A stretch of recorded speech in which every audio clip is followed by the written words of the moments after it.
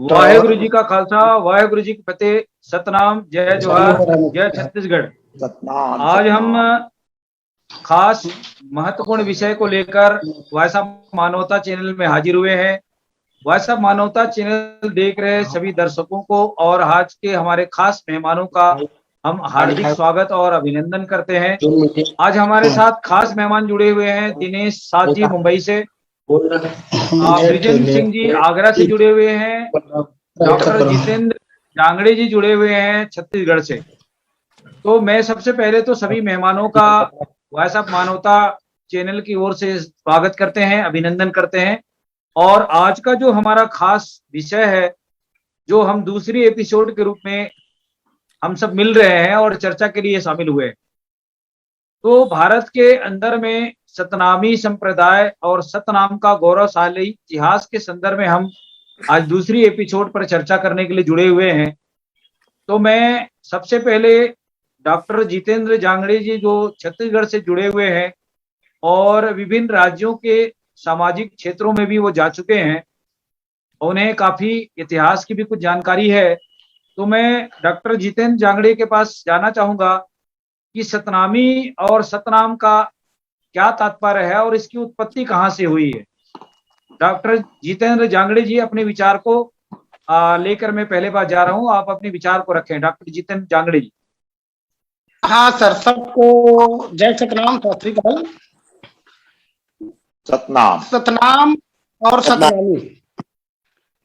सतनाम को सतनामी समाज, सतनामी कास्ट के लोग परमात्मा मानते हैं। सतनाम को सृष्टिकर्ता मानते हैं। ये पूरी ब्रह्मांड का सृजनहार सतनाम ही है। सतनाम एक महापिंड है जिनके द्वारा इस ब्रह्मांड का, आकाशीय पिंड का, धरती, आकाश, गगन और समस्त जीवचर, मानव सभी का उत्पत्ति हुआ है इस सतनाम से। तो सतनाम है एक परमात्मा है, सतनामी समाज का आराध्य है। तो सतनाम हमारा पूजनीय है। हम लोग उनके भक्ति करते हैं, आराधना करते हैं और इनको ही हम पिता, परमेश्वर, परमात्मा, सृष्टिकर्ता, सृष्टि का सृजनहार यही मानते हैं हम लोग। और सतनामी जैसे पिता और पुत्र का संबंध रहता है, वैसे सतनाम और सतनामी, सतनाम परम पिता है तो सतनामी शब्द है जो पुत्र समान है। और सतनाम को जानना है तो सतनामी बनना पड़ेगा। सतनामी जैसे कि पिता पुत्र के बारे में जानता है, पुत्र पिता के बारे में जानता है, तो सतनाम महापिंड के बारे में जानना है तो सच्चा सतनामी बनना पड़ेगा। सतनाम को आराध्य मान करके उनकी भक्ति करना पड़ेगा, तब सतनाम को जानोगे, सतनामी बनकर। और जांगड़े जी, जांगड़े जी, आपके मोबाइल में कोई ऐसी टेक्निकल है जो डबल आवाज आ रही है, तो आप या तो स्पीकर थोड़ी कम करें और अपनी बात रखें। जी जी जी।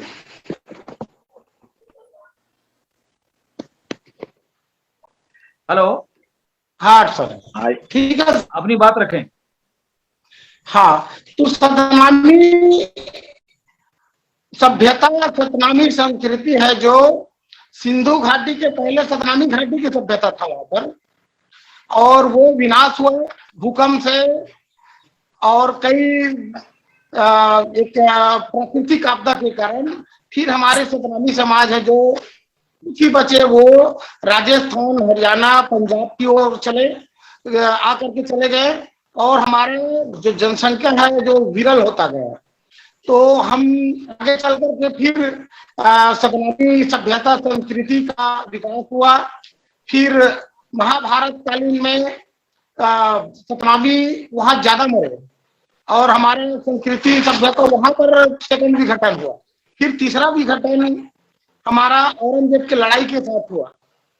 औरंगजेब की लड़ाई के समय 5000 से कई ज्यादा सतनामी मारे गए थे और लिखा है इतिहास में कि एक सतनामी मरता था तो वो लोग 3 को मारते हैं। तो महाभारत के बाद सेकंड युद्ध था जो सतनामी और औरंगजेब का युद्ध था।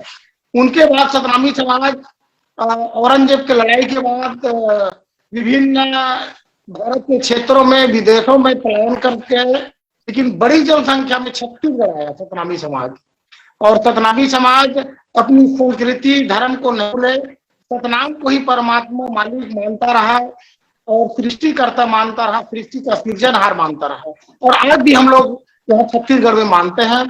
और छत्तीसगढ़ में बाबा घासीदास का जन्म हुआ।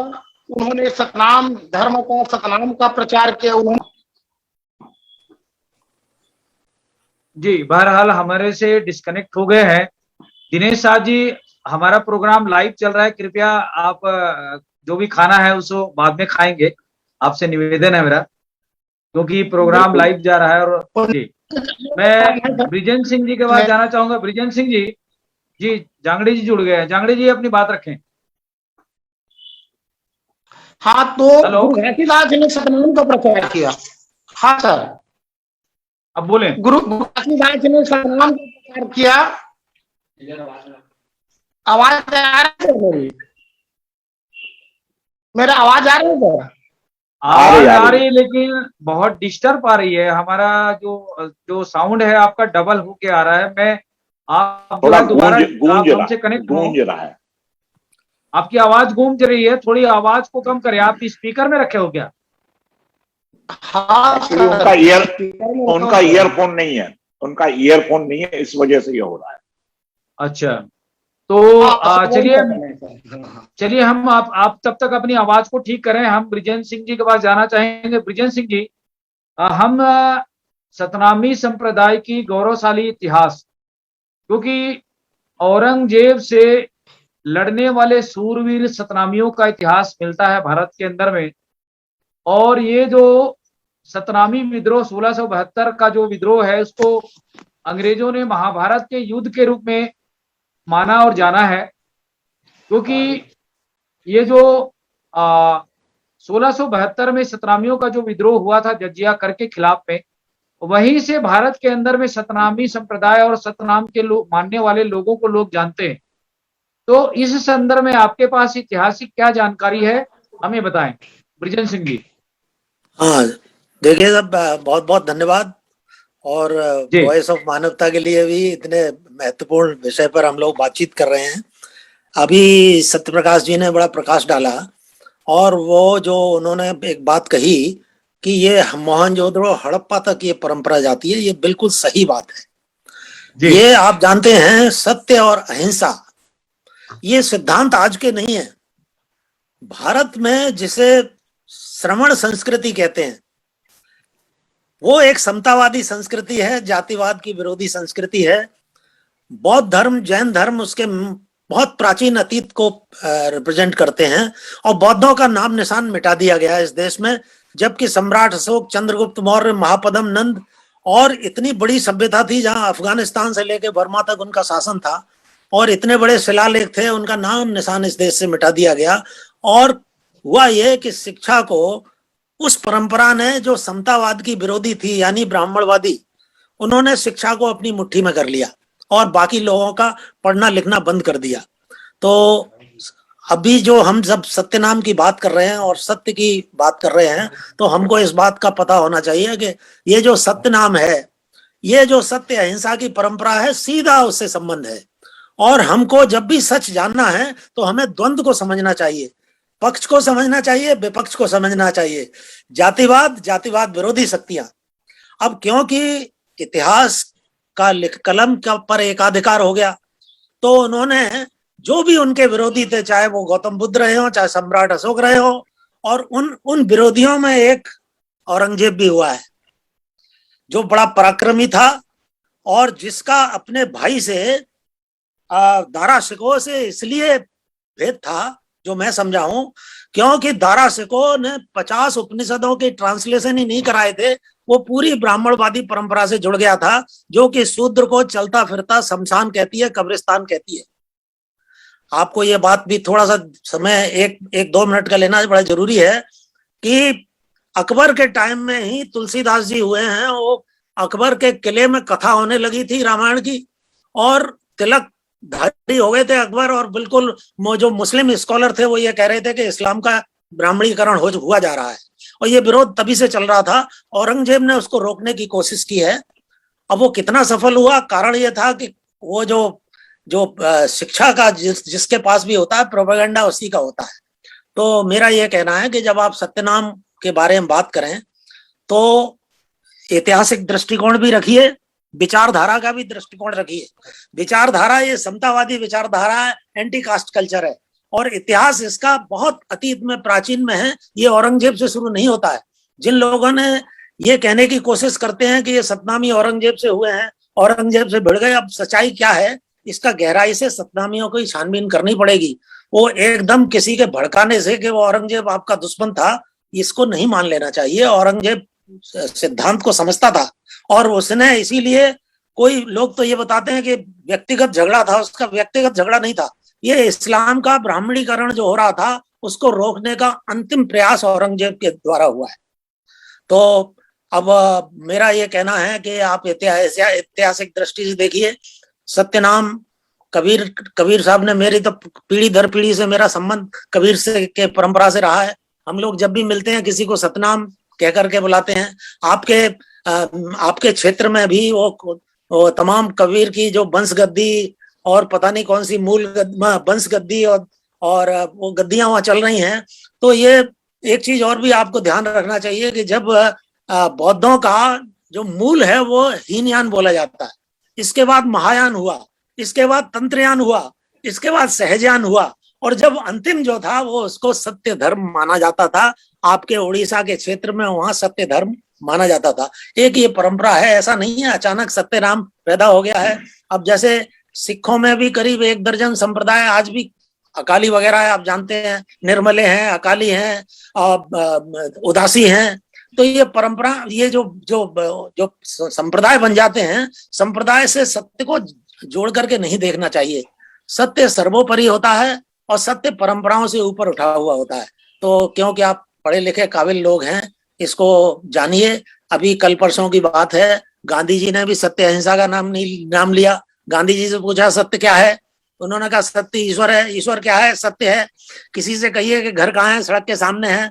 सड़क कहाँ है? घर के सामने है। दोनों कहाँ है? आमने सामने है। तो ये बाजीगरों की भाषा सत्य में नहीं होती।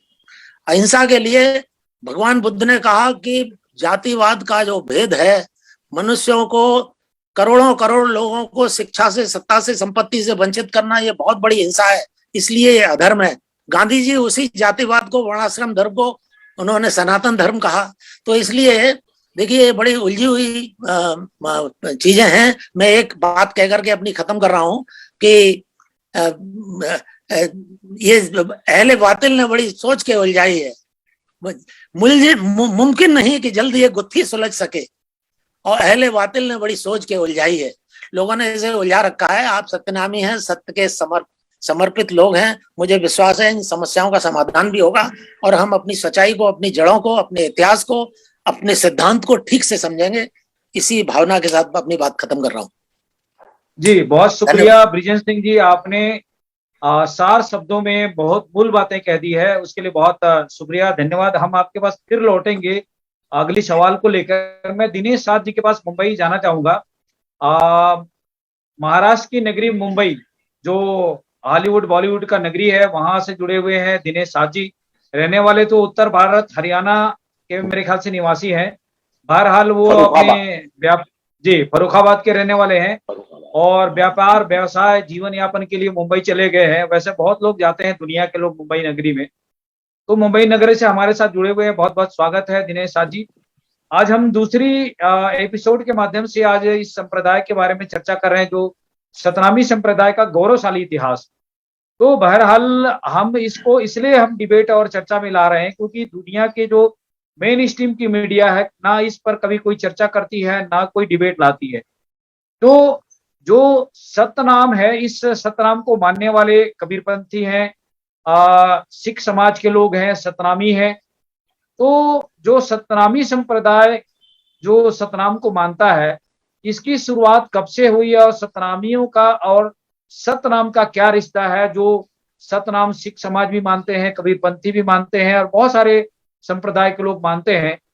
चूंकि अगर हम सतनाम की विस्तृत व्याख्या को, जैसा कि अभी बृजेंद्र सिंह जी ने कह रहे थे, कि सत्य की परिभाषा मानवता के लिए है, ना कि सिर्फ सतनामियों के लिए है। अगर हम सृष्टि की बात करें तो सत्य और झूठ से ही इस संसार का निर्माण हुआ है, ऐसी बातें छन के आती है। क्योंकि बाबा गुरु घासीदास जी संत जो उन्होंने जो उपदेश दिया था अपने ज्ञान प्राप्त के माध्यम से, कि आदि नाम अजर नाम अदली नाम आकाशे नाम पताले नाम सदा सिंधु नाम, ये उन्होंने, उनको ये ज्ञान प्राप्त हुआ था। ये आकाश 5 तत्व से जो बना हुआ सृष्टि का निर्माण है, ये सतनाम से निर्माण हुआ है। तो चूंकि आप गहराई से सतनाम को समझते हैं, तो इस संदर्भ में अपनी व्याख्या करें और बताएं हमारे देखने सुनने वालों। दिनेश साहब जी। हाँ जी, सबसे पहले तो मैं एक चीज का आप लोगों को शंका समाधान करना चाहूंगा कि सतनाम जो है, ये सारे संसार के जितने भी लोग धर्म में आए हैं वो सतनामी थे और सतनाम में से ही कन्वर्ट हुए हैं। ये बात आप लोगों को इस तरीके से मैं समझा सकता हूं कि सृष्टि की रचना के समय ना कोई मूर्ति थी, ना कोई भगवान था, ना कोई कर्मकांड था, सिर्फ सत्य और सत्य था, उसके अलावा कुछ भी नहीं था। ठीक है, समय की धारा के साथ में परिवर्तन हुआ है, अहंकारवश लोगों ने अपने गुट बनाए हैं, गुट को धर्म का रूप दिया है, एक दूसरे के सामने पहचान बनाने के लिए आना बाना रहन सहन, और एक समझ लीजिए, थोड़ी सी मैं समझा सकता हूं आपको इस तरीके से कि जब दो लोग लड़े हैं तो उस समय हिंदू और मुसलमान हुए हैं। अब उसका उदाहरण मैं दूसरे तरीके से दे सकता हूं कि आपने हिंदुओं के सनातन धर्म के ग्रंथ रामायण में भी यह बात पढ़ी है, सुनी है कि वशिष्ठ मुनि राजा दशरथ के पास आए और उन्होंने कहा कि हमारी रक्षा के लिए आप राम और लक्ष्मण को भेज दो। तो उनकी रक्षा किससे? राक्षसों से। अब राक्षस कौन थे? राक्षस क्या करते थे? ये हवन करते थे, तप करते थे, उसमें विघ्न डालते थे। तो ये हमारा आपका सोचना कि ये जो मुसलमान हैं ये 1400 साल या 1500 साल पहले हुए, ये गलत बात है। ये मेरा अपना मानना है। ये उसी समय हो चुके थे जिस समय सृष्टि की रचना हुई है। ये मैं आपको बिल्कुल एक पूरी इसकी अगर स्टडी करेंगे तब आपको अपने आप समझ में आ जाएगा। खैर, ये एक विषय अलग हो गया। अब मैं आपको बताता हूं कि सतनाम सबसे पहले था, है और रहेगा। हम बीच में भटक गए इन द सेंस कि हम लोगों ने कर्म कांडों में पड़ गए, दूसरे धर्मों में जाके अपने आप को समाहित कर लिया। तो इस समय का विस्फोट हुआ है।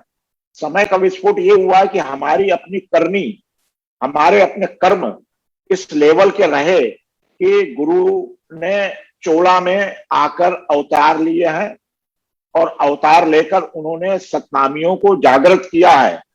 तो सतनाम जो है पुनर्जागरण में आया है। सतनाम की स्थापना तो उसी समय हो गई थी जब संसार की सृष्टि की रचना हुई है। अच्छा, मैं इस चीज को दूसरे तरीके से समझाना, एक अपनी घटना बताता हूं, अपने जीवन की बहुत ही यादगार घटना है मेरे जीवन की। सन 1981 की घटना है ये। मुझ पर एक बहुत बड़ी विपदा आ गई थी, जीवन मरण का प्रश्न था। और मेरा एक मित्र रहा, बहुत बड़ा व्यापारी है, आज भी है वो। तो उसके यहां पर एक महात्मा जी का फोटो लगा हुआ है। वो आज भी उनकी पूजा करते हैं, शाम को आरती करते हैं। मतलब वो देहधारी है, जीवित हैं। ऐसा नहीं कि कोई स्वर्गवास हो गया हो, ऐसा नहीं है। तो मैंने जब उसे पता चला कि मुझे ऐसी मुसीबत है तो मेरे से करने लगे, एक काम कर भैया, मैं अपने गुरुजी के पास लेके चलता हूं तुझे और वो तेरा रास्ता निकाल देंगे। वो थे झांसी में। झांसी में आगे है चिरगांव जहां पे मैथिली शरण गुप्त हैं, वहां का, उस गांव में लेके गया मुझे। उनके आश्रम में गया। तो आश्रम में जाने पे हम लोग 3 लोग थे। मैं था, मेरा वो मित्र था और उसका एक मित्र था। तो तीनों जब गए तो चूंकि हम सतनामी जरूर है लेकिन कुछ ना कुछ हमारे अंदर सनातनी परंपराएं भी अंदर घुसी हुई हैं, हमें इसकी परख नहीं थी। तो उन दोनों ने तो उनका पैर छुआ और उनको उन्होंने आशीर्वाद दे दिया। फिर बाद में मैंने पैर छूने की कोशिश की तो उन्होंने मुझे हाथ से रोक दिया। मुझे ये लगा कि शायद इनको मेरे धर्म के बारे में कोई शंका है, तो मैंने उनसे दोहराया, मैंने गुरुजी मैं दिनेश साध मेरा नाम है। बोले आगे क्या बोला? मैंने कहा साध। तो उन्होंने कहा सतनामी हो? मैंने कहा हाँ। तो बोले जब तुम सतनामी हो तो तुमको मेरे पास आने की जरूरत नहीं है। जो चीजें और जो हम लोगों को नहीं प्राप्त हुई हैं, हम लोगों को ये 10वीं सीढ़ी पे जाके प्राप्त होता है, और वो आपको 6ठी सीढ़ी, आप जिस ये जो संसार की आवागमन से मुक्ति का जो मार्ग है वो 10 सीढ़ियों का है। आप जी, बहरहाल दिनेश साहब जी हमारे से डिस्कनेक्ट हो गए हैं। जी दिनेश साहब जी, आप ऑलरेडी 6ठी सीढ़ी पर चढ़े हुए हैं, आपको सिर्फ 4 सीढ़ियां पार करनी है, और हमें तो 6ठी सीढ़ी भी नहीं मिली, इसलिए हम आवागमन में फंसे हुए और हम रात दिन भक्ति कर रहे हैं, और इससे बाहर निकलेंगे तब आपके सतनामी होंगे। तब मुझे उन्होंने सतनामी होने का महत्व बताया उस दिन से। अच्छा, फिर उन्होंने एक बहुत ही बढ़िया बात बताई कि आप अपने जीवन में कभी भी किसी का पैर नहीं छुओगे। मैं आपके पैर छू सकता हूं, आप मेरे पैर नहीं छुएंगे, क्योंकि आप मुझसे दर्जे में बड़े हो। यह बात मुझे उस संत से मालूम पड़ी। अच्छा, उस संत की उम्र के बारे में मैंने जब गांव में गया हूं और लोगों से सुना है, तो कोई बता रहा था वहां पे 108 साल की एक बुढ़िया मिली। उससे बातचीत में, वार्तालाप में पता चला कि उन्होंने कहा मैं 12 साल की उम्र में, 10-12 साल की उम्र में विवाह करके इस गांव में आई हूं, तब से मैं संत जी को ऐसे ही देख रही हूं, कुछ भी बदलाव नहीं है। तो मैंने उनसे पूछा इनकी उम्र कितनी है? तो कहती है, कोई कहता 400 साल है, कोई कहता 300 साल, जितने मुंह उतनी बातें, लेकिन ये हम कह सकते हैं कि 100 साल से तो मैं ही देख रही हूं, ऐसे ही है। तब मुझे जब उनसे ये मालूम पड़ा कि सतनामी होने का सही मायना, उन्होंने हमें बताया कि आप किसी का पैर नहीं छू सकते हैं और आपको पैर छूना भी नहीं चाहिए। खैर ये हमारी सतनामियों की, हमारी साध सतनामियों की बात उन्होंने बताई। उन्होंने उसी दौरान हमें बताया था कि आपके वीरभान जी जो हैं, उन्होंने बहुत बड़ा इतिहास है, उसको भी आप जानो। तब तक मैं वीरभान जी को नहीं जानता था, उनके मुंह से सुनने पे मुझे पता चला वीरभान भी है। होने का मतलब यह है कि हम और आप आज भी काफी भटके हुए हैं। हमारे यहाँ सतनामी, फर्रुखाबाद के जो सात सतनामी हैं, उनके यहाँ पे धर्म ग्रंथ मौजूद है। हमारे यहाँ जो धर्म ग्रंथ है वो हमें मार्ग निर्देश करता है और हम लोग उस पर चलते हैं। यहाँ पर एक चीज समझने की है कि हमारे जितने भी सतनामी, चाहे वो छत्तीसगढ़ के हैं या अन्य किसी स्थान के हैं, उनके पास धर्म ग्रंथ नहीं होने से भी ये भटकाव हो रहा है। अगर हम धर्म ग्रंथ की तरफ पढ़ेंगे तो जरूर हमें रास्ता मिलेगा, एक डिसिप्लिन आएगी हमारे सतनामी समाज में। अभी हमारे सतनामी समाज में डिसिप्लिन नहीं है, जहां तक मैंने देखा है। डिसिप्लिन यानी आध्यात्मिक डिसिप्लिन नहीं है। हम लोग आज भी, बच्चा है, अगर 5 साल का बच्चा भी है, उसको खड़ा कर दो तो उससे आप पूरा ग्रंथ कंठस्थ सुन सकते हैं। इतनी मतलब बड़ी बात है वहां पर। और हम लोगों में यह बहुत ज्यादा इस चीज का चलन है कि आपको रोजाना ध्यान लगाना ही है, किसी भी हाल में हमें ध्यान लगाना है। ध्यान लगाने की प्रैक्टिस हम लोगों को बचपन से दी जाती है, और ध्यान लगाने से हमारा आत्मबल बढ़ता है। आत्मबल से हम कहीं पे भी जाके जब खड़े होते हैं तो हम सतनामियत पे कायम रहते हैं, हम किसी के दबाव में नहीं आते। और यही बात थी कि हम लोग औरंगजेब से भी लड़ पड़े हैं। उसका कारण यही था कि हमारे यहाँ आध्यात्मिक पक्ष जो है वो हमारा बहुत मजबूत है। अब दूसरे सतनामी जो हैं हमारे भाई, उनके पास कितना मजबूत है नहीं है, इस बारे में मेरी कोई टीका टिप्पणी नहीं है, लेकिन हमारे यहाँ इस बात पर विशेष जोर है कि आपको रोजाना ध्यान लगाना है। चाहे आप रात को पेशाब करने के लिए उठ रहे हैं या बाथरूम जाने के लिए कुछ भी कर रहे हैं, तो भी आपको 5-10 मिनट ध्यान लगा के ही दोबारा सोना है। ये प्रथा हमारे यहाँ आज भी है। और आपको शायद सुन के ताज्जुब होगा, इस समय कोरोना काल चल रहा है, कई जगह लॉकआउट है, तो रात रात भर यही जूम के जरिए से लोग प्रवचन करते रहते हैं। औरतों का अलग है, बच्चों का अलग है, बड़ों का अलग है, रात रात भर चलते रहता है। 2-2 घंटे की सबकी टाइम है भाई, 2 घंटे तुम्हारा है, 2 घंटे उनका है, 2 घंटे इनका है, आधे घंटे इनका, इस प्रकार से। तो ये जी व्यापार करने के साथ भी हमारे आध्यात्म को बहुत ध्यान है। जी साथ जी, बहुत शुक्रिया, आपने इसके बारे में विस्तार से उत्तर भारत की सतनामी और जो सतनाम को जो अध्यात्म के रूप में और परमात्मा के रूप मानते हैं उसकी व्याख्या करते हुए आपने बताई है। बहरहाल वैसे सतनाम के बारे में अगर हम जिक्र करें तो सतनाम के मानने वाले गुरु नानक जी से लेकर के दसम गुरु जी जो गुरु गोविंद सिंह जी थे, उन्होंने गुरु ग्रंथ की स्थापना की और इस गुरु ग्रंथ साहिब में उन्होंने सभी संत महापुरुषों की वाणियों को उसमें दर्ज किया। तो अगर उसमें सत्य को समाहित करके गुरु ग्रंथ साहिब का निर्माण किया, तो मैं बृजेंद्र सिंह जी के पास जाना चाहूंगा। बृजेंद्र सिंह जी कि जिस ढंग से दसम गुरु गोविंद सिंह जी ने अपने जीवन काल में जुल्म और अन्याय के खिलाफ में लड़ाई लड़ी, उनके पिताजी गुरु तेग बहादुर जी साहिब जी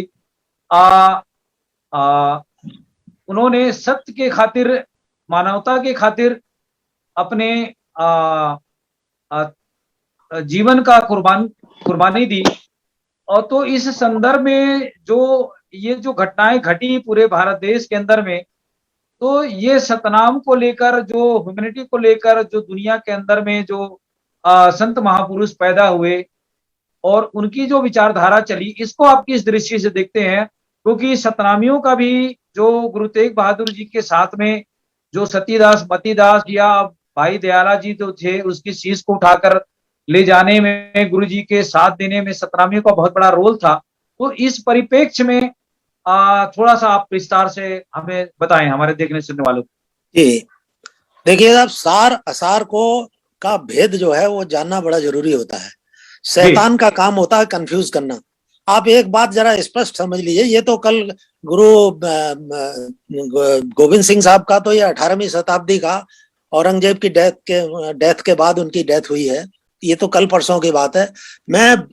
मैं आपको बता रहा था कि बौद्ध धर्म जो इतना प्राचीन है और जो कि मोहनजोदड़ो हड़प्पा के से जुड़ा हुआ है, जिसका सीधा संबंध सतनाम से है। बुद्ध 28 में बुद्ध हुए हैं, भगवान महावीर 24 में तीर्थंकर हुए हैं। तो हमको ये नहीं भूलना चाहिए कि जिन वैष्णव जो कहते हैं, कबीर को भी वैष्णव से जोड़ दिया, नानक को भी वैष्णव से जोड़ दिया। अब वो वैष्णव से जोड़ने में क्यों सफल हो गए? भाई आप एक बात सोचिए, जहाँ दुनिया में आपकी परंपरा फैली हुई थी समता की, उनका नाम निशान सम्राट अशोक का मिटा दिया। तो और ये मत भूलिए कि इन वैष्णवों के जरिए, वैष्णव बनने के बाद ब्राह्मणों ने बौद्धों को नष्ट किया है। 10 नामी संप्रदाय होता है इनका। 10 नामी में गिरी, पुरी, भारतीय, ये इन्होंने बटालियन बना रखी थी औरंगजेब के टाइम में भी ब्राह्मणों ने, और बौद्धों को नष्ट शंकराचार्य के टाइम में किया गया है। तो आप ये सोचिए, जब गौतम बुद्ध को इन्होंने राक्षसों की बुद्धि भ्रष्ट करने के लिए अवतार लेना बता दिया, अगर अंग्रेज ना आते तो आज आप भी गौतम बुद्ध को अवतार समझ रहे होते विष्णु का। तो आपके इतिहास को तो इस तरह से नष्ट किया गया है। आपको अंधे होकर के जो ब्राह्मणों ने लिख दिया है उसको स्वीकार नहीं करना है, सच्चाई तक आपको जाना है। और सच्चाई ये है कि ये जो सत्य नाम है, इसकी ये परंपरा बहुत प्राचीन एंटी कास्ट कल्चर से, जातिवाद के विरोधी परंपरा से इसका सीधा संबंध है। तो ये जो गुरु नानक जी हैं, 10वें गुरु हैं, ये भी उसी सतनामी परंपरा के हैं। कबीर हैं, कबीर से पहले बुद्ध हुए हैं, जैन हुए हैं, उसी सतनामी। वो आप सीधे शब्दों में मानिए, caste culture, anti caste culture, समतावादी संस्कृति, विषमतावादी संस्कृति। तो मूल को अगर आप जान जाएंगे तो शैतान फिर भटका नहीं पाएगा आपको। और शैतान का काम ही भटकाना होता है। और वो भटकाया इसलिए उसने कि जब पढ़ना लिखना बंद कर दिया तो कलम उसके हाथ में, जो चाहता लिखता है, कागज उसके हाथ में है। आप उनने जो कुछ लिखा है, पहली बात तो उसको मिटाइए। और आजकल वैज्ञानिक परंपरा है, अंग्रेजों ने जब सम्राट अशोक की लाट को पढ़ लिया 1837 तक, किसी को नहीं मालूम था। ब्राह्मणों ने कहा कि इसमें पांडवों का वो लिखा हुआ है, वनवास का। अंग्रेजों को भी 80 साल तक धोखा दिया उन्होंने। तो जब बौद्धों को नष्ट करते हैं, अंग्रेजों को धोखा दे सकते हैं, आप किस खेत की मूली हैं? आज विज्ञान का युग है, पढ़ाई लिखाई का युग है। आप अपने बीच में जो बुद्धिजीवी वर्ग है वो वैज्ञानिक तरीके से पता लगाएं तो आपको ये मालूम पड़ेगा सत्य ही सर्वोपरि है, सत्य से बढ़ के कुछ नहीं है। बाइबल में भी यीशु मसीह ने कहा है कि तू सत्य को जानेगा, सत्य ही तुझे मुक्त करेगा। सत्य एक रोशनी है जो हमारे लोग अंधेरे में भटक रहे हैं। आज अगर हमारी अपने अगर स्वर्ण युग को उसको वापस लाना है तो गुरु नानक जी, गुरु घासीदास जी, जगजीवन राम साहब, ये इस समतावादी सत्यनामी परंपराओं को, पूरी परंपरा को जानना पड़ेगा, पूरी हिस्ट्री को, और तभी हम अपने समाज का भला कर सकते हैं। वरना हम तो अपने आप ही अपने दुश्मन हो जाते हैं, जबकि वो हमें भटकाता है। कबीर किसके गुरु थे? कबीर के गुरु कौन थे? रामानंद थे। अरे भैया, रामानंद से, ब्राह्मण से क्या लेना देना है कबीर को? और आप मानते चले आ रहे हैं। किसका पुत्र था? विधवा ब्राह्मणी का। वो अपनी माँ बहन को भी व्यभिचारिणी बनाने को तैयार हैं आपको गुमराह करने के लिए। तो इसलिए मेरा जो कहना है वो ये है कि आप सच्चाई को जानिए, सत्य सर्वोपरि है, सत्य से बढ़ के कुछ नहीं है, और सत्य सर्वोपरि है तभी आप सत्यनामी हैं। बस इतनी निवेदन है। बहुत शुक्रिया ब्रिजेंद्र सिंह जी। मैं इस सतनाम सार शब्द के बारे में जो अभी विस्तार से चर्चा कर रही है, सतनाम सतनाम सब कहे, सतनाम का मर्म ना जाने कोई, और जो सतनाम का मर्म जाने उसकी वैतरणी होए पार। तो सांच बरोबर तप नहीं, झूठ बरोबर पार, जाके भीतर सांच है ताकि भीतर आप।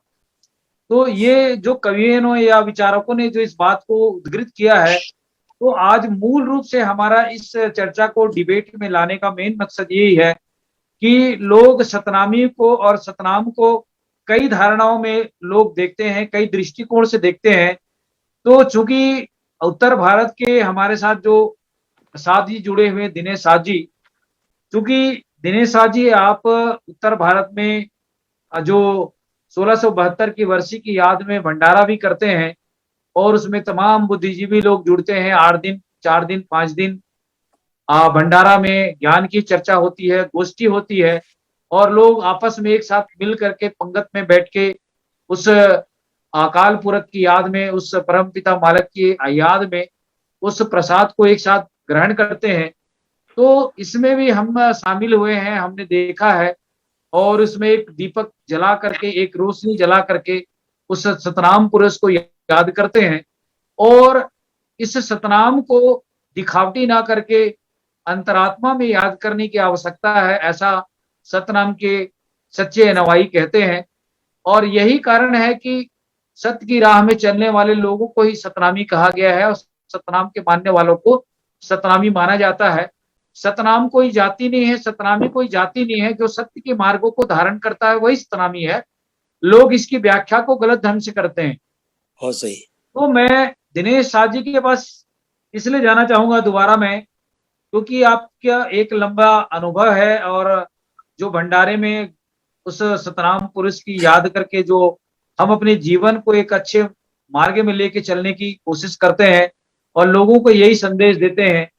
तो इस संदर्भ में जो सतनामी संप्रदाय की गौरवशाली जो परंपरा है, जो सत्य की राह में चलने के लिए, सत्य के साथ अन्याय जुल्म करने वालों के लिए ये कौम लड़ भिड़ जाता है, सूरवीर फाइटर कौम कहा जाता है, तभी इस भारत भूमि के अंदर में इस संप्रदाय की इतिहास मिलता है जो गौरवशाली है, जिसे औरंगजेब की उस शाही सेना को भी हार मानना पड़ा था। तो मैं आपके पास दोबारा एक सवाल को लेकर फिर से जाना चाहूंगा कि जो हम सतनामी उस औरंगजेब की उस धर्म की, इस्लाम धर्म में जोड़ने के लिए जो उन्होंने प्रयास किया सतनामियों को, लेकिन सतनामियों ने कभी भी सतनाम को छोड़ करके, चाहे वो छत्तीसगढ़ का सतनामी हो, चाहे उत्तर भारत का सतनामी हो, चाहे आसाम का सतनामी हो, सारे लोग आज तक इतने सालों बीत जाने के बाद भी सतनाम को नहीं छोड़ा। तो आप सतनाम की व्याख्या को लेकर मानवता के साथ जुड़ी हुई इस सतनाम की सार को थोड़ा सा विस्तार से बताएं कि सतनाम को क्यों मानने की जरूरत है। देखिए, सबसे पहले एक बात मैं आपको बताना चाहूंगा सबको कि सतनाम में साधना जो है, साधना करने के लिए हमें किसी जंगल या कंदराओं में जाने की जरूरत नहीं है जी। एक सबसे पहली बात, हमारे यहाँ पर फर्रुखाबाद के जितने भी सतनामी साध हैं वो ध्यान साधना करते हैं, मौन व्रत का पालन करते हैं और दुनिया में रहते हुए काम व्यापार रोज रोजगार सभी कर रहे हैं और उनको ये पता है कि हमारे इस रोज रोजगार को एक साधना के रूप में किस तरह से करना। अब देखिए, आपको सिखों का ही देख लीजिए, सबके अपने अपने काम है, कारोबार है, व्यापार है और जब भी पूरी दुनिया में कहीं पर भी किसी भी वर्ग पर कोई भी मुसीबत आती है तो वहां पर वो अपने पूरे ताम झाम के साथ में मदद करने के लिए पहुंच जाते हैं, बिल्कुल निडरता पूर्वक। आप देखिए, एक तरफ मिलिट्री की गोलियां चल रही हैं, बम फट रहे हैं और वो वहां पे तालिबानियों के बीच में जाकर अफगानियों को ये नहीं देख रहे हैं कि ये किस पक्ष का व्यक्ति है, बस ये है कि मुसीबत में है, इसे हम जितनी भी सहूलियत दे सकते हैं, जितना भी इसकी मदद कर सकते हैं, यही साधना है। साधना के लिए हमें कहीं जाने की जरूरत नहीं है कि हम जाएंगे जंगल में बैठेंगे। हमारी साधना ये है, हम इसी संसार में रहेंगे, गृहस्थ आश्रम में रहेंगे, व्यापार धंधा करेंगे और व्यापार धंधे के जरिए हमारे कर्मचारी, हमारा जो अपना काम, हमारे अंडर में जो काम करने वाले परिवार हैं, उन परिवारों को सभी को पूरा मानवता का ध्यान रखते हुए, उनकी हर मुसीबत में खड़े रहते हुए उनको संभालने की जिम्मेदारी अपनी होती है और यही हमारी साधना है और इसी को हम लोग करते हुए आगे बढ़ रहे हैं। ये तो एक बात हुई। अब आप बताइए कि हम लोग जितना पैसा कमाते हैं, अमूमन हमारे साथ सतनामियों की बात नहीं कर रहा हूं, अमूमन दुनिया में उसके अंदर कभी भी उनका ये अनुपात नहीं होता है कि हम इस कमाई का कौन सा हिस्सा या कितना हिस्सा परमार्थ के लिए या लोगों की मदद के लिए निकालेंगे, जबकि यह चीज सात सतनामियों में भी है और सिख धर्म में भी है। और यही बात मैंने छत्तीसगढ़ में रायपुर में लोगों से, अपने सतनामियों को आह्वान किया था कि यदि आप लोग जितने भी समर्थ वर्ग है, 50 लाख मान लीजिए वहां की आबादी है, 5 व्यक्तियों का एक परिवार गिनेंगे तो हमारे सामने 10 लाख परिवार आ जाते हैं। देखिए, ये मैं जो गणित बता रहा हूं वो मैं वहां पे समझाया हूं, यहाँ पे दोहरा रहा हूं मैं से। अब 10 लाख परिवार में से आप 5 लाख परिवार को निकाल दीजिए जो कि बिल्कुल गरीब है, जो रोज का कमाना, रोज का खाना, और उनका जितना भी कमाई है वो उतनी ही कर पाते हैं जितना कि उनकी जरूरत हो,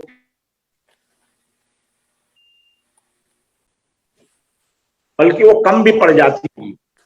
अब मैंने कहा कि 5 लाख जो बचा हुआ समूह है, उस 5 लाख में कम से कम 50,000 परिवार ऐसे जरूर होंगे जो महीने का 2,000, 5,000, 10,000 रुपया निकालकर समाज को योगदान दे सकते होंगे। बाकी के जो बचे हुए हैं आपके 2,500, 3,000, 5,000, वो 200 रुपया दे सकते होंगे, 500 रुपया दे सकते होंगे। तो इस प्रकार से मैंने उनसे एक सलाह रखी थी कि आप अपनी सामर्थ्य शक्ति से एक फंड जमा कीजिए और वह फंड हमारे सतनामियों के लिए कोई भी एक उद्योग तैयार करेगा। हम वो फंड को उठा कहीं पे भी दान दक्षिणा नहीं करना है, वो फंड हमारा सिर्फ बिजनेस के लिए लगाना है। और बिजनेस भी कैसा कि हमारे देश में बड़े बड़े उद्योग चल रहे हैं और हमारे सतनामी जो छत्तीसगढ़ में है, शासन प्रशासन में चल रहे हैं और पूरा राज्य चला रहे हैं, तो क्या एक उद्योग की नींव नहीं पड़ सकती है? अगर एक उद्योग की नींव पड़ जाए और उससे जो हमें आमदनी हो, उससे समाज को पूरा बैलेंस करके हमको चलना है। किसको जरूरत है, क्या जरूरत है, वो हमको पूरा करना है। इस तरीके का मैंने उन्हें बताया था और यही बात मैं चाहता हूं आज भी कि इस चीज के लिए जागृत होना है। अगर आपको समाज को मजबूत करना है तो आप अपनी कमाई का एक हिस्सा जरूर एक फंड बनाएं जो गुरुजी के नाम पे हो, उस ट्रस्ट में जाए और उससे आप बड़े से बड़ा उद्योग लगा सकते हैं, जैसा कि साधु सतनामियों ने किया है। आपको शायद ये सुन के ताज्जुब होगा कि सात सतनामियों ने सबसे पहले छोटी छोटी खेती थी, उस समय लोगों के पास 50 रुपए, 25 रुपए, 100 रुपए हुआ करते थे। हजारों रुपए का तो बहुत दूर तक सवाल भी नहीं होता था। तो उस समय लोगों से पैसा इकट्ठा करके और बंसलोचन की एक कंपनी शुरू की जिसका नाम है लखपत राय संपत राय साध, और यह अकेली मोनोपोली कंपनी आज भी मौजूद है, जिसके पास बर्मा में जंगल हुआ करते थे, बांस में से बंसलोचन निकालते हैं और आज भी बिकता है। उसमें इतनी बड़ी कमाई हुई, एक तरफ साधना कर रहे हैं और एक तरफ कर्म कर रहे हैं, तो उसका संगम से इतनी आमदनी हुई कि आज हमारा पूरा समाज समृद्ध हो गया और बड़े बड़े एक्सपोर्टर हो गए। और सिर्फ एक्सपोर्टर नहीं हुए, उनके पास इतना धन और समृद्धि आ गई कि उन्होंने बंसलोचन की कंपनी की तरफ देखना ही बंद कर दिया। और आपको शायद सुन के भी आश्चर्य होगा कि अरबों रुपए की संपत्तियां ऐसे ही छोड़ दी हम लोगों ने, कोई नहीं जाता वहां देखने। अब वो किसके पास है, कौन कर रहा है, किसने लिया है, कभी नहीं देखते हैं। तो कहने का मतलब ये है कि आध्यात्म का और कर्म का दोनों का जब योग होगा तो समाज बहुत समृद्ध हो सकता है। ये जी, बहुत शुक्रिया दिनेश साहब जी। मैं आपके पास दोबारा फिर लौटूंगा। मेघराज जी कुछ कहना चाह रहे हैं? मेघराज जी अपने विचार रखें सतनाम के बाबत। सत श्री अकाल जी सबको, वाहिगुरु जी का खालसा वाहिगुरु जी फतेह। सतनाम के बाबत तो मैं रख दूंगा, लेकिन अभी थोड़ा विचार जो दिनेश जी बोल रहे थे कि पैसे निकालने चाहिए, लेकिन पैसे सही इस्तेमाल भी होने चाहिए। निकाल तो लेते हैं लोग, लेकिन पैसों को हमने देखा जगदीश जी को भेजा, उन्होंने देहरादून भेजा था इसी प्रोग्राम में रिकॉर्डिंग करने के लिए। ये वहां से जगदीश जी को अपने टिकट लेकर भेजा, लेकिन वहां से क्या है, जो इतना बड़ा प्रोग्राम जो करोड़ों रुपया खर्च किया उन्होंने भंडारे में सतनामियों ने, लेकिन मीडिया के लिए भी 5 रुपए भी निकाले मीडिया के लिए। तो मीडिया अगर आज की डेट में देखा, हम ये नहीं कह रहे हम पैसे दें, अपना मीडिया खड़ा कर लीजिए। मीडिया की इतनी इंपॉर्टेंट है आज की डेट में कि मीडिया से लड़ाई जीती जाती है, मीडिया से हारी जाती है आज की डेट में। मीडिया ने ही मोदी को बढ़ाया और मीडिया ही मोदी को गिराएगा आने वाले वक्त में, देख लेना। लेकिन मीडिया की इंपॉर्टेंट को समझे कि मीडिया जो है आजकल की डेट में ये एटम बम से भी, न्यूक्लियर बम से भी खतरनाक बना हुआ है। अगर झूठ फैला दिया जाए तो हर आदमी के बीच में लड़ाई बच जाएगी, अगर सच फैला दिया जाए तो हर आदमी प्यार से जिंदगी जिएगा। तो मीडिया की इंपॉर्टेंट भी समझे कि मीडिया के लिए भी थोड़ा सहयोग निकाले। अगर 1-2 रुपया भी हर एक आदमी महीने निकाल देगा तो मीडिया को हम इसके वादा करते हैं, वॉइस ऑफ मानवता वर्ल्ड का नंबर 1 टीवी बना सकते हैं इसको। अगर 1 रुपया भी एक आदमी 1 महीने का निकाल दे हमारे लिए, तो फिर देखो हम कहाँ पे जा सकते हैं। और ये सतनाम की बात है, सतनाम ही मतलब अगर जो सतनामी है, अगर सत्य उसके अंदर होगा तभी वो परोपकार का काम कर सकता है। अगर सच उसके अंदर नहीं होगा तो वे ठगी, चोरी, डाका ये सब करेगा काम को। लेकिन सतनाम का मतलब ये है कि सच्चा इंसान और ईमानदार इंसान, तो ईमानदार इंसान ये काम कर सकता है। मैं इतना कहना चाहता हूँ जी। बहुत शुक्रिया मेघराज जी, आपने बहुत ही पॉइंट की वाली बात कह दी है। मैं दिनेश साहब जी के पास मैं दोबारा फिर से लौटना चाहूंगा। दिनेश साहब जी कि मेघराज जी ने वाकई में मुझे 2 भंडारे का कार्यक्रम में जाने के लिए मुझे प्रेरित किया था और मैं ऋषिकेश गया था। लेकिन वहां हमने उस कार्यक्रम को कवरेज भी किया। कवरेज करने के बाद में हम 2-3 वीडियो बना करके लोगों को दिखाने की कोशिश भी की है और हमारे चैनल में वो वीडियो आज भी मौजूद है, ऋषिकेश वाला। लेकिन जो भंडारे का जो इतना बड़ा करोड़ों का प्रोग्राम वहां पे होता है, लेकिन इस भंडारे की जो राज है या सतनामियों का भंडारे का जो मुख्य उद्देश्य है, इसको देश दुनिया के लोगों को जानना भी चाहिए। क्योंकि जो हमारा उद्देश्य है, हम किस काम के लिए ये भंडारा कर रहे हैं, ये मानवता तक इस संदेश को जाना चाहिए। अगर हम मीडिया के माध्यम से इस बात को नहीं बताएंगे, हमारी जो वहाँ सतनाम की विचार गोष्ठी होती है, सत्संग करते हैं, सच्ची बात की बात करते हैं, सतनाम को जीवन में धारणे की बात करते हैं, परोपकार की बात करते हैं, तो वो सारी बातों को मीडिया के माध्यम से भी जानी चाहिए, ताकि देश दुनिया के लोग, जो सतनामी संप्रदाय के लोग क्या अच्छा काम करते हैं, उस अच्छाई को दुनिया तक जानने की भी जरूरत है। लेकिन मुझे कुछ साध भाइयों ने कहा कि हम अपना प्रचार प्रसार करने की जरूरत नहीं समझते हैं। तो ये बातें मेरे हिसाब से ठीक नहीं है। क्योंकि हम अगर सच्चा काम कर रहे हैं, सच्चा मानव धर्म की बात कर रहे हैं, सतनाम की बात कर रहे हैं, तो हमारी बातों को अन्य समाज के लोगों तक भी संदेश जाना चाहिए, ताकि वो सतनाम के मानने वालों को, सतनामियों के इस विचारधारा को जन जन तक लेके जाने चाहिए, ऐसा हमारा सोचना है। जगदीश जी, मैं 1 मिनट की बात ऐड कर देता हूँ उसमें। और भी बहुत सारे लोग ऐसा समझते हैं कि जैसे हम बैठे हैं बीच में, या आप लोग जैसे बैठे हैं, तो ऐसा अगर कोई कहता है भी हम आपका इंटरव्यू लेना चाहते हैं, तो हम कहते हैं, वो कहते हैं हम अपनी पॉपुलरिटी नहीं चाहते हैं, ऐसे बोलते हैं हम अपनी पॉपुलरिटी नहीं चाहते हैं। अब उनको इस बात को ध्यान रखना चाहिए कि ज्ञान उनके बाप का नहीं है जो वो सीख कर बैठे हैं, ज्ञान तो महापुरुषों का है, वो जहाँ से सीखे हैं। आपको कौन पूछने वाला है, मुझे कौन पूछने वाला, मेघराज सिंह कौन जानता है? अगर वॉइस ऑफ मानवता चला रहे हैं इसके करके मुझे जानते हैं लोग। अगर मैं इसको ना बंद कर देता तो मेरे कौन जानता है? तो ज्ञान के करके इंसान का इंटरव्यू होता है, या ज्ञान के करके उसको आगे बढ़ाने की कोशिश करते हैं लोग।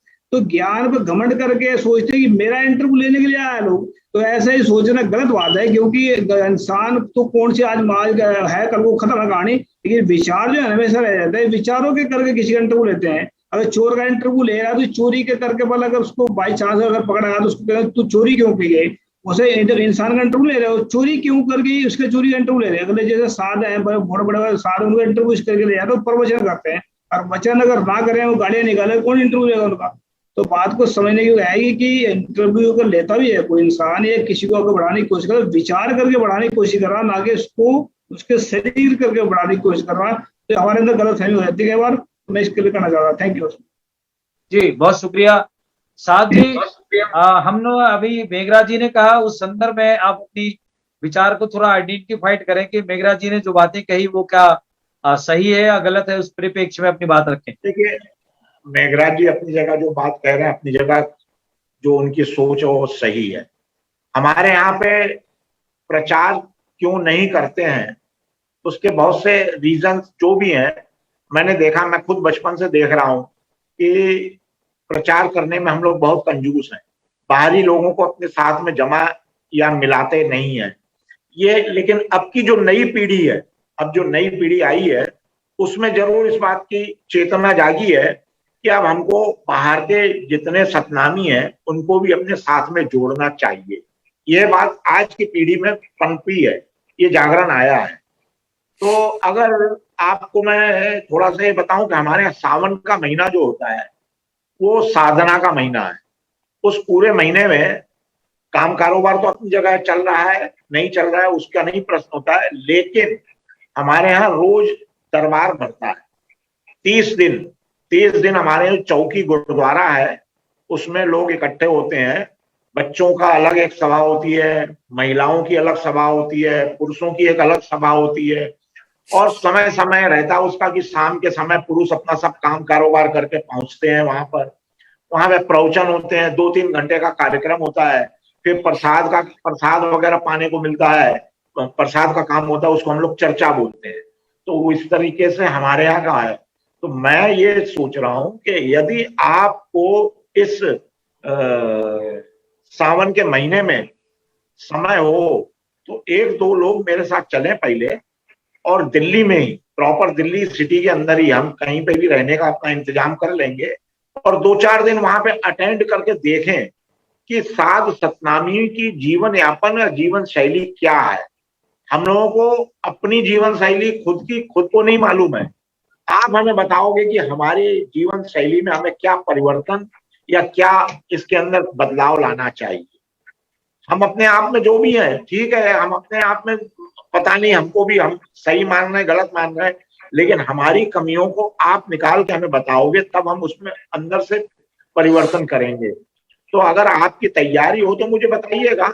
हम इस सावन का महीना आ रहा है, अगले ही अगस्त महीना है सावन का, जब आप कहेंगे साथ में चलेंगे, वहां पे बैठा के आपको दिखाएंगे भी, समझेंगे भी, आपकी भी बात समझेंगे, लोगों से आपका परिचय भी होगा। हो सकता है वहां पे और भी हमारे नवरत्न जी और ये सब सामने मिल जाए, तो एक और बड़ी अच्छी गोष्ठी हो जाए अलग से। तो इसके लिए आप अपनी तैयारी कीजिए, मैं साथ में चलूंगा और साथ में आपको लेके चलता हूँ। आप बताइए आपका प्रोग्राम जब भी हो। जी, बहुत शुक्रिया साथ जी। मैं आज के इस कार्यक्रम को अंतिम की ओर ले जाना चाहूंगा और मैं ब्रिजेंद्र सिंह जी के पास जाना चाहूंगा। ब्रिजेंद्र सिंह जी, हम आज सतनाम और सतनामी संप्रदाय की इस गौरवशाली चर्चा पर हम चर्चा कर रहे हैं, क्योंकि भारत के अंदर में बहुत सारे संप्रदायों का जन्म हुआ है, बहुत सारे पंथ का जन्म हुआ है, लेकिन सतनामी संप्रदाय का जो सतनाम के साथ जुड़ाव है, इसका एक बहुत बड़ा विस्तार से संबंध है। इसमें अगर हम चर्चा करें तो कबीर साहब का विचारधारा है, छत्तीसगढ़ में गुरु घासीदास जी की विचारधारा है, और गुरु नानक जी से लेकर दसम गुरु तक का विचारधारा जुड़ता है। ये सारे महान पुरुषों और गुरुओं का जो सार नाम है वो सतनाम है। और इस चर्चा को जानने के लिए, समझने के लिए कबीरपंथी समाज के लोग भी उत्साहित हैं, सिख समाज के लोग भी उत्साहित हैं, सतनामी संप्रदाय के लोग भी उत्साहित हैं। तो क्यों ना हम जितने भी सतनाम के मानने वाले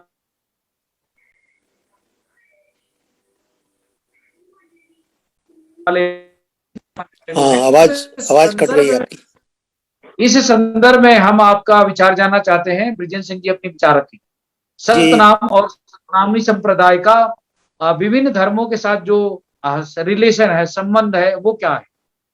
हाँ, देखिए, जैसा कि मैंने पहले भी कहा है, ये समतावादी परंपरा है और समतावादी परंपरा को समझने के लिए विषमतावादियों को भी समझना चाहिए। और जो बात कही है मेघराज जी ने कि प्रोपेगेंडा होना चाहिए, प्रचार होना चाहिए, अगर प्रचार नहीं होगा सच का तो फिर झूठ रूल करेगा और हमारे लोग भी झूठों के चक्कर में फंस जाएंगे। और एक बात दिनेश जी ने भी बहुत सही कही है कि आर्थिक अगर हमारा पक्ष मजबूत नहीं होगा तो इस नेक काम के लिए धन भी कहां से आएगा। तो हमें अपने आर्थिक पक्ष को भी मजबूत करना चाहिए और एक दूसरे से मिलने जुलने का कार्यक्रम, ये जो गुरु नानक साहब ने जो परंपरा डाली, आगे चल करके संतों ने डाली, पहले खाना भोजन और इसके बाद सत्संग। तो आपने देखा होगा जिन जातिवादियों ने खान पान, एक दिन मिलना जुलना सबसे बंद करने की परंपरा वो डाली, और उन्होंने तो ये कह दिया पढ़ना लिखना तो ऐसे नहीं है कि अगर वेद को सुन ले भी तो कान में शीशा भर दो उसके, और पाठ कर ले तो जीभ काट लो, और याद कर ले तो बोटियां काट के फेंक दो उसकी। तो इतने भयानक षड्यंत्र जब हुए हों, आप ये मानिए ये जो सतनामी परंपरा है, इसका सीधा संबंध बौद्धों से, जैनों से है, जिन्होंने कि दुनिया में संस्कृति को पहुंचाया है, वर्ल्ड में पहुंचाया है। आज दुनिया भारत का सम्मान करती है इसी सतनामी परंपरा से करती है। फर्क इतना है कि हम उसको औरंगजेब के टाइम से समझ रहे हैं, वो परंपरा अति प्राचीन है। और ये काम कब होगा? प्रोपेगेंडा करना पड़ेगा, प्रचार करना पड़ेगा, एक दूसरे से जुड़ना पड़ेगा, कोऑर्डिनेशन वर्क करना पड़ेगा। जैसा कि दिनेश जी ने बताया है, वही मिलेंगे जुलेंगे तभी तो एक दूसरे को समझेंगे। और जो असली लक्ष्य है, जो सिद्धांत है, जो वो जनता तक जाना चाहिए और कम से कम अपने लोगों तक निश्चित रूप से जाना चाहिए। प्रॉब्लम हमारी क्या है? हमको पंडित जी पढ़ा रहे हैं कि आप जो है वैष्णव, ये संत मत है, वैष्णवों से हुआ है। इससे बड़ा कोई झूठ नहीं है कि ब्राह्मणवाद का, इससे बड़ा कोई झूठ नहीं है कि जिन वैष्णवों ने बौद्ध धर्म का अंत किया हिंसा के जरिए, वो कह रहे हैं कि संत मत इसमें से पैदा हुआ है। संत मत का संबंध सीधा समतावादी श्रमण संस्कृति से है, ब्राह्मण संस्कृति से बिल्कुल नहीं है। और ये बैठ करके जब बातचीत होगी, बुद्धिजीवी आगे आएंगे। जैसे आपने कहा पेट का इंतजाम होना चाहिए, कुदरत ने दिमाग को बहुत ऊपर लगाया है, लेकिन ये बात भी सही है, पेट खाली है तो दिमाग भी खाली हो जाता है। तो जिन लोगों ने हमारा सर्वनाश किया, उन्होंने हमें दरिद्र बनाया। तो आर्थिक पक्ष भी मजबूत होना चाहिए और प्रचार तंत्र भी हमारा बहुत मजबूत होना चाहिए। मेरी शुभकामनाएं इस कार्य के लिए। दिनेश जी ने बहुत अच्छा पक्ष पर जोर दिया है, मैं इसको अप्रिशिएट कर रहा हूँ। धन्यवाद जी। बहरहाल आज के इस कार्यक्रम को हम अंतिम की ओर ले जाना चाहेंगे। लास्ट कमेंट के रूप में हम दिनेश साहब जी से जानना चाहेंगे कि भारत के जो हमारे सतनाम के मानने वाले युवा पीढ़ी है, उसको क्या संदेश देना चाहेंगे और कैसे वो एकजुट हो, क्योंकि आज सोशल मीडिया का जमाना है और हमारे पास, हर इंसान के पास, हर बेटा और बेटी के पास में स्मार्टफोन है। और हम इस कार्यक्रम के माध्यम से आने वाले समय में हम यूथ लोगों को भी जोड़ेंगे, यूथ सतनामी भाई बहनों को भी जोड़ेंगे, ताकि उनके विचारों को लेकर हम एकजुट कैसे हों। क्योंकि ये कहा जाता है कि युवा जिस दिशा में जाता है उस देश का विकास होता है। तो हम युवा बेटे और बेटियों को भी जोड़ने की काम करेंगे और इस दिशा में आपका मदद की भी हमको आवश्यकता है, ताकि हम उत्तर भारत के सतनामी बेटे और बेटियों का छत्तीसगढ़ में भी आगमन हो और यहाँ की बेटियों का उधर के सतनामियों के बीच में भी हमारा रोटी बेटी का भी संबंध शुरू हो, क्योंकि हम पिछड़े हुए और बिछड़े हुए भाई। जी, लास्ट कमेंट दिनेश साहब जी। जी, मेरा कहना यह है कि सतनामियों को 2 पॉइंट के ऊपर मजबूत होना पड़ेगा, एक आध्यात्मिक पक्ष और एक आर्थिक पक्ष।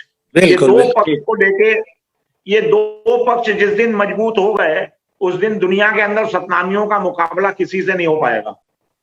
और आपको एक बात और मैं बताऊं, ये जो ब्राह्मणवाद जो आप बता रहे हैं विजेंद्र सिंह जी, ये बिल्कुल सही है।